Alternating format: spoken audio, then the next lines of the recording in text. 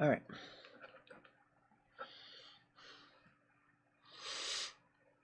Hey everybody, welcome to FabFit Friday. I have my wrap right here, and I'm really excited about the way it came out. I'm also a little conflicted now because I was going to, try to do snaps on the side. I was going to there were other things I was going to try, but once I put the belt on it, I think I'm in love with that. So I'm going to model it as soon as somebody joins me. I was a couple minutes late. Fun fact, if you are streaming on YouTube and you schedule a stream through OBS, you need a stream key. You have a stream key that you get from the studio, but then if you don't schedule it and you just go live straight out of the gate, I have to change my stream key is different. So basically, I needed to change my stream key because I scheduled it last week and I didn't have time to schedule it this week, so that's why I was a little bit late. Hello. I am not going to even try to pronounce your name, but welcome, welcome, welcome. All right, so this past couple of weeks has been absolutely crazy for me and my mom and my family, and I've been spending a lot of time with my parents because we're having a little bit of a tough patch with my mom. But she's back at her memory care place. She's doing okay now. But I spent so much time that I literally didn't get any work done this week either, so I apologize. But I did finish my holiday wrap, and I have some tips I'm going to show you. Remember, I was going to use one of my silk shirts and cut it into strips to then use it to make binding to go around my thing, around the edges to finish my edges. So I'm going to talk about how I did that. And the good news is I had a lot of extra, and I want to just show you the process of this. Good morning, Andrea. Good morning, Spot. Good morning, Isla. I think it's Isla. Welcome, welcome, welcome. All right, so basically what I want to do is I'm going to try this on for you on my body and show you how it fits on me. And I'm kind of excited about it. And then we'll look at some of the things that might help you do construction here. So basically what I'm going to do is I'm just going to slip it on like this. Now, mine, remember, is a faux short rabbit fur from Joann Fabrics. I'm just going to come up really close so you can see that. And I decided to cut it out all one piece so that the nap is going up the back, but then down and over the shoulders in the front. Now you'll see, I think you can see here, the flannel was a good choice because it's not slippery. So basically it was very easy to use to work with, the tricot backing on this faux fur, and I was able to put the layers together really easily. So I just want to show you here, if you're working with it and you make a lining you want to see, you can turn the outer edges out like this and make it almost like it's a collar. So see, that looks kind of cool, right? Hey Diane, welcome. You could also do this. Now, because I've got flannel underneath, it stays. And, if you wanted to turn this into a poncho, all you would have to do is line up, this lower layer here and sew the corners together here and here, and you would have a poncho that stayed like this. So that's kind of cool. So that's another way you can use it. Hey Tana, welcome. I'm glad you remembered to tune in. I'm showing some styling tips for the holiday cozy wrap. So you can see, if your fabric doesn't stay like mine, literally all you would have to do is drag this piece over to here match up your points like this, and then just sew them together from here to here and from here to here. And let me just clip it to show you how this would look if I decided I wanted to do that. And then it would be a closed poncho. I think you could also do snaps if you wanted to make it a closed poncho. But basically, I'm just going to use 3 clips here to show you. So look how cute this is. If I just line up those edges, now I've got this adorable, well, I don't know if it's adorable, but a pretty cool poncho. Here's what my back looks like.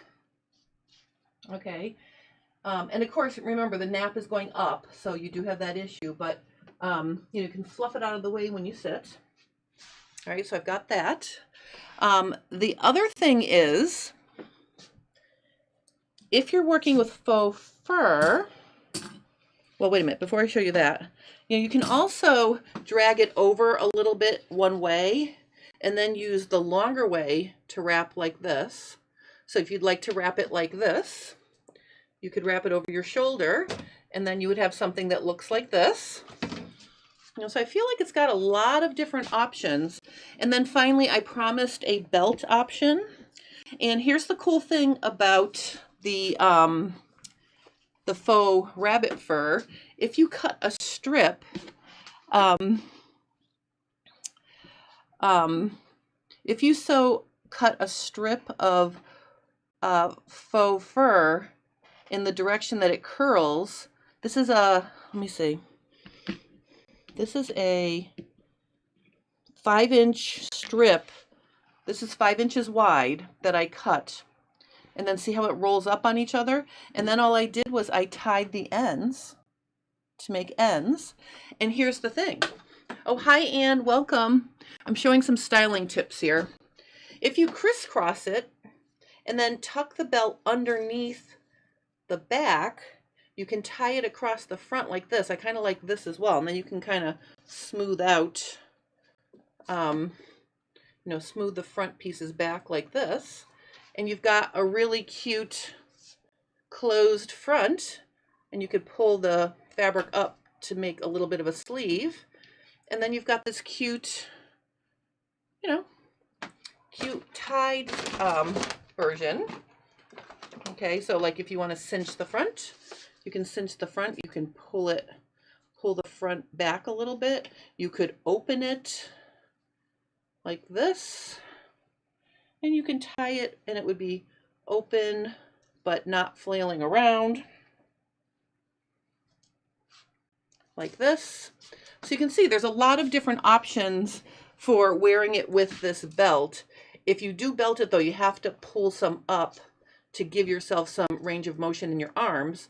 But it's really, really versatile. So I'm super excited about this. So I'm going to show you some things on the table now. Okay.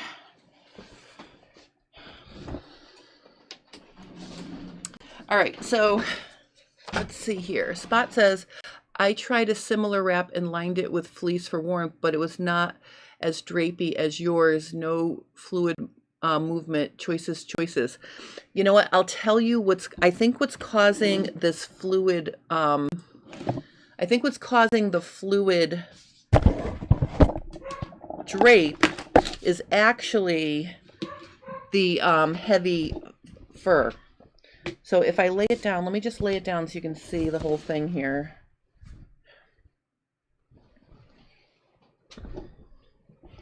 Okay, so see, here it is. I think what it is the flannel is not drapey. Hey Mary, welcome. The flannel itself is not drapey, but this is soft and drapey. So when you put the two layers together, that's what made this soft and drapey. So if you're looking for soft and drapey and you don't want to use a faux fur, you could also do like a wool flannel, like a heavier wool flannel. And then keep in mind, it doesn't need to be super heavy. You could make this out of a wool challis, and that would be gorgeous, and it would be super drapey. So there's a lot of different, oops, sorry, I'm just trying to maximize my picture here. There, that's better. there's a lot of different fabrics you could pick, and it doesn't have to be fabric that's really um, heavy. Cozy is nice, but then remember you could also do something not as heavy, like a wool challis, or I don't know, I think even like a stable wool jersey would be nice. Something that's soft and drapey. So what I want to do now is talk about how I finished the edges. And I'm just going to show you here. This is what I have left. Remember, I was worried I wasn't going to have enough. Well, I put on Instagram actually yesterday. I was playing fabric chicken. I was cutting 1.5-inch strips on the bias from that shirt I took apart, and I was worried I wasn't going to have enough, because you need 8.5 yards of bias trim to finish the edge of this if you don't change the dimensions of it. And look at how much extra I had. I was really kind of impressed. So what I did here was I used my Material Magic and I sprayed it on. And I think what I have here, I can show you. I took some pictures of my process, but I didn't have time to bring them into into the screen, so I can just show you here. So here is my Material Magic, and let me just get this really up close so you can see. Okay, so you can see here I really wet it. I didn't soak it as instructed, because I didn't want to saturate the entire fabric. I wanted to leave a little bit. Well, I mean, I didn't want to kill it with Material Magic, so I wanted to be able to stretch it a little bit around the back neckline. So there's my Material Magic sprayed onto my silk. Those are all the strips I had to start out with. And then this is my sewn 8.5 yards, and this is how much I had left. I'm sorry, this is my 8.5 yards, this big pile here, and those are the strips I had left. So I was pretty impressed with the fact that I had so much extra. And then if you guys remember this tool that I shared during Cool Tools a little bit ago, well, it's been a few months now because it was in the summer. This thing was amazing for holding the layers together, and I used the hem guide to keep it straight. So I sewed an accurate, like almost 1/2 inch around the edge. And you can see the Material Magic is on the darker sides are where it really saturated the fabric, and on the lighter side is where it wasn't as saturated. So again, I didn't apply the Material Magic like it says on the bottle to really make sure everything is completely soaked in, but it worked fine. And I will tell you, it made cutting out silk charmeuse so much easier than if I had left it shifty with no stabilizer. So that's how I sewed it on. And then what I did was I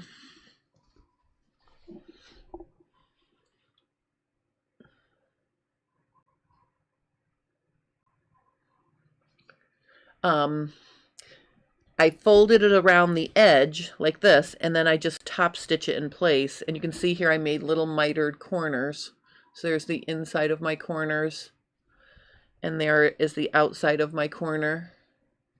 So I just made a mitered corner. And I think what I want to do is just show you how to do a mitered corner. I'll do a little demo on how to do a mitered corner, because there's 6 corners on this unless you curve the, your other option is you could curve this a little bit to get rid of the corner if you don't want corners. But I'm going to do a quick demo with a scrap showing how to do that. Spot says, I think the fleece was overkill and the heaviness dictated the movement. That could be true.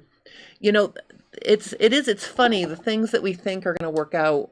Like, I honestly thought this wasn't going to work out. I'm going to be completely honest with you. I got this, and the more I worked with it, the more I loved it. So this is something I would run away from in the store normally. But again, I'm giving this to my cousin Lynn for Christmas, and she's going to love it. She's very jazzy. She'll love this. So that's where I am on that. I also might play with doing a button and a buttonhole. I might do a bound buttonhole up where it crisscrosses near the neckline. And look at these cool buttons I found at Joann Fabrics. I just thought those were perfect for this. You know, and I don't know for sure if I'm going to do that, but you know, I'm still going to play with it some more. And the other thing I want to do is apologize right out of the gate. I did not finish drafting the hood, but I will. Oh, Diane says the binding finish is lovely. Thank you, thank you, thank you. I am going to wash it. It's very stiff, so I'm going to be interested to see how it comes out after I wash it, all the Material Magic out. And then what I'll do is I'll just trim close to the stitching on the inside. But this has been a craziness. Sharon Scott said, did you fold the binding over on the other side to stop it from fraying? No, Sharon, and I'm going to show you why in 1 second. Bias silk does not really fray, which is really nice. I'm just going to hang this up over here now so you guys can see it. And I'm just going to do a quick demo on how to do a mitered corner old school wise, the old school way. All right, I'm just gonna get my machine up here. And I just want to take a closer look at this.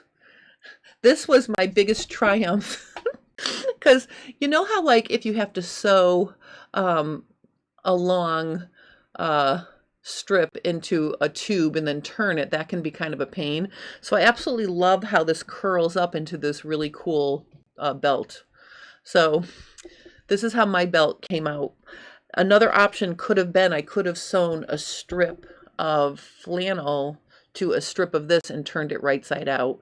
And then I would have a flannel backed belt that would look more like this from the right side. So, you know, you can either, if you've got a curling fabric, I highly recommend just curling it, you know, and the more you stretch it and pull it, the more it's going to curl. So like I really pulled it like this, and then it just makes this beautiful belt. So I am in love with the belt. And I think what I want to do is I just want to show you guys how to do mitered corner. And I mean, I do it the way I learned. I'm sure there are other ways, but I'm just going to get some muslin here and I'm just going to show you, you know, how this works. I'm going to do just a little muslin square and I'll use the black strip so it'll be easy to see. All right, so let's see here. Well, I'm going to just cut it all the way down. Okay. Okay, and then after I show you how to do this, I unfortunately have to make this a quick one because I had a last minute, one of my friends, I'm going to be picking up some sewing furniture and dropping it off to my friend today, and it was the kind of thing where it had to get done today, and I organized using my brother's truck, but I told everybody I couldn't skip FabFit Friday. I had to at least do a quick FabFit Friday, and then I would go do that trip. So I'm going to be in the car for about 3 hours helping moving some sewing furniture from one place to another for my friend. So I'm super excited about the fact that I'm going to help her. All right, so I just want to show you here. The idea of a mitered corner is, and I'm just trying to find is that we're gonna sew up to it. And then I'm going to show you how just to make a basic miter here. And I'm going to take off, I don't think I need this anymore. And I'm using my mini screwdriver that Pat got me from the Bucklebee bags. Oh, speaking of Bucklebee bags, did you guys get your sneaker kit? I know Diane and Mary ordered them. Did you guys get your kits? I haven't gotten my kit yet, but once I do, I'm going to be doing a sew along for that in the new year. Okay. All right. So what I'm going to do here is we're going to pretend this is this is something we want to finish the edge on. So basically what I'm going to do here is we're going to sew along.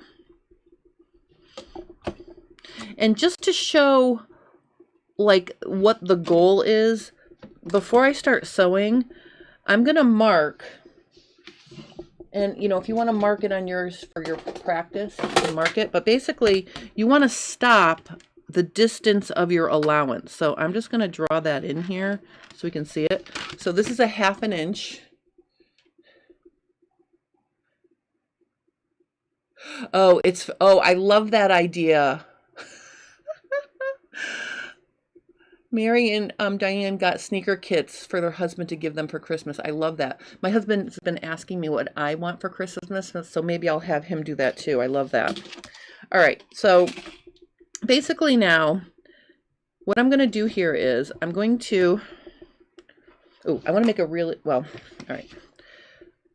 So I'm just going to start stitching, and I'm using a 1/2 inch seam allowance, and I marked a 1/2 inch from the end.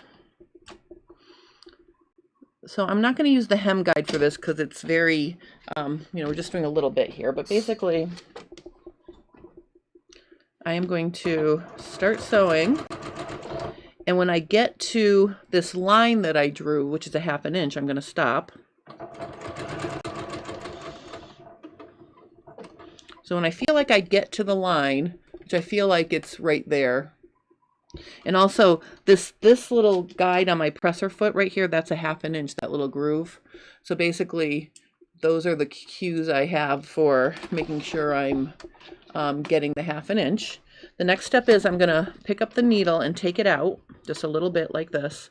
And what the goal here is, you want to fold it at a 45-degree angle from the edge you're coming to, like this. And when you fold it, ideally, the edge of the fabric and the outer edge of your binding should make a straight line like this. See how that's straight right there? Then what you do is you fold it back on itself, like this. And then that fold at the top is going to be even with this edge here. So the fold is even with this edge, like this. And then what you do is you just turn it around like this, and you stick it back in like this at your 1/2 inch, and you keep going.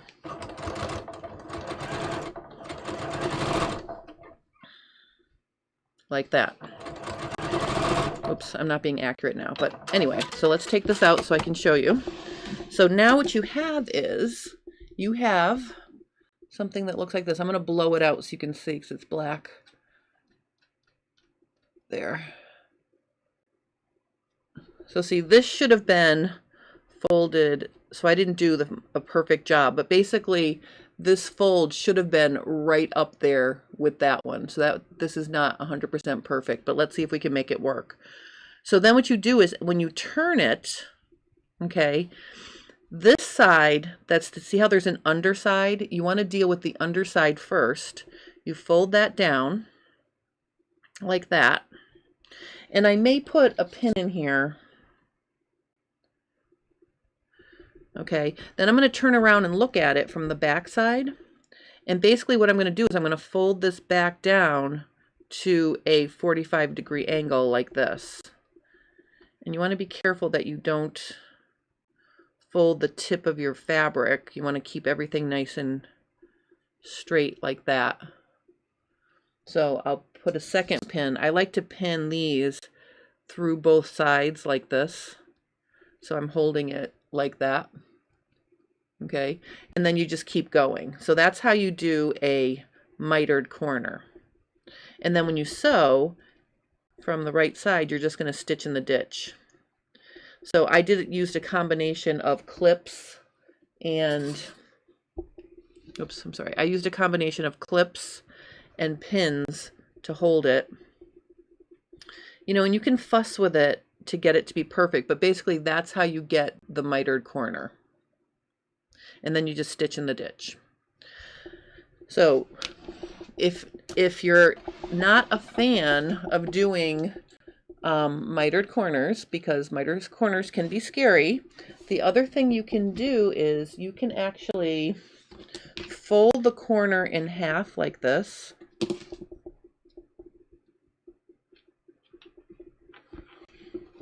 And this is without any fancy, like if you guys have a, if you guys have a, you know, a circle template, you can use that. But if you do not have a circle template, all you have to do is take your ruler, and I'm going to make, I don't know, maybe 2.5 inches. I'm going to hold it at the tip with, oops, here we go. I'm going to hold it at the tip, and then all I'm going to do is I'm literally going to mark my curve by just rotating my ruler around. Oh, no, I can't do that. That's the wrong way. All right, so I think what I would do is I would just sort of draw myself a, well, I want it to be like this. Some sort of straight line here, and then just sort of some sort of curve. And if you cut it like that, let's see if that's going to work out for me. No, that does not work out. All right, so hold on. How can we get a nice... All right, so I guess the better option would be to find something that's a circle. I honestly don't know what I thought I was going to be doing just then. All right, let's take this. All right, let's just take this. So if you find something, here, let's use this corner, that you can just literally... See, my whole idea was I wanted it to be symmetrical. So I'm going to fold this, I'm going to fold it again and make a crease. Like that. All right, and then what I'm going to do is I'm going to take this, and I'm literally just going to dash it to the line like this. All right, this is going to work out better. So see how I just dashed it to the line, and then I'm going to fold it on the halfway mark like this. And then if I just cut it now, that will work. So let me see. Oh, here's this. So if you do something like this, then you could go around, instead of doing the mitered corners, you can have little corners, and just clean finish those, and then, you know, use the binding to go around the curve. But here's the cool thing. Once you cut out the tip, you can use this same tip as a template to cut out the other 5 corners, because the design of this, the design of our thing, let's just draw it right here to remind everybody. It goes like this. This is the design of it, right? So if you wanted to curve one, you could use that template to curve all of them, and there's 6 because you've got them 2 on each side, and then you've got the 2 on the ends. So if you make one curved point, let's say you cut it off of this one over here, just use this to curve all the other ones, and then you don't have to do a mitered corner. So that will prevent you from needing to do this. But if you practice this, they do come out. I will tell you that it's always the fact of the matter that when you're doing binding and you're doing mitered corners, it always works out that at least one doesn't come out right. So slightly creating curved corners will prevent the need for having to do mitered corners. Oh, Victoria says that's how I shape my bowl cozies. Yeah, just a little, you know, and I think if we look at this, if these were slightly curved, I think that would be okay. You know, if it had a slightly curved look to it, I think that would be okay. So that is the holiday cozy wrap. I am going to make a hood. I promise I will share that next week.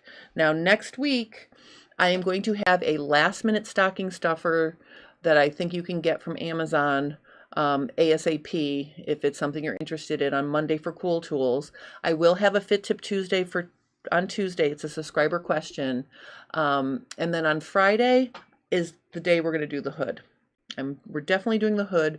I'm going to try to get together another version of this holiday cozy wrap that I can show you how to do the hood. So if you're interested in a hood, you have to wait one more week. I'm so sorry. This has just been an unprecedented amount of extra stuff going on in my little life here.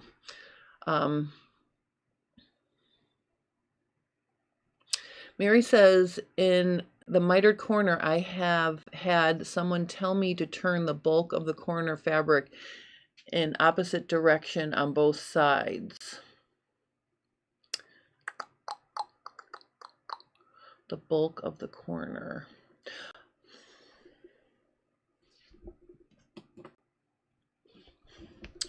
I mean, that could work. If you're using something really skinny like silk charmeuse, there's really no bulk to worry about. But if you're working on something that's got a little more heft to it, that does help. I've also seen tutorials on Instagram where they show how to sew it into a miter and then just lay it flat. I'm going to go through and see if I can find another way to do these mitered corners that's a more updated version. Because you know, it's true that like 5 out of 6 of mine came out and then one of them came out kind of crappy looking. It's really not noticeable from the right side, but from the wrong side, the miter is not in the middle. It's kind of off to the side. So I am going to play with that a little bit more.